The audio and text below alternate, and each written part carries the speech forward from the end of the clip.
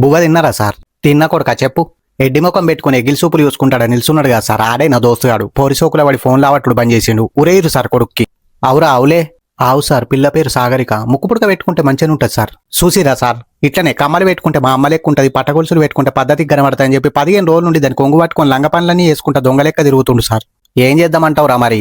చేసేది ఏముంది సార్, దోస్తుని మర్చిపోయి బరితేయించి తిరుగుతున్నా ఈయనసుంటి బేగారియానికి పడ్డ దాన్ని సెట్టు గట్టేసి బండలు పట్టి కొడదాం సార్. పాపం మంచోని లెక్క కనబడుతుంది కదరా. నువ్వేమంటావు కొడుక? తప్పు చేసిన సార్, శిక్ష అనుభవిస్తా. కానీ ఒకళ్ళని ఇడిసబెట్టి ఒకరిని కొడితే నడదా? అబ్బా సారీరా. పాపం కదా సార్, నన్ను ఇడిసబెట్టుడు సార్ ప్లీజ్. అబ్బా కొడుక, నిన్ను ఒకసారి కాదురా 10 సార్లు తీయాలరా ఊరి.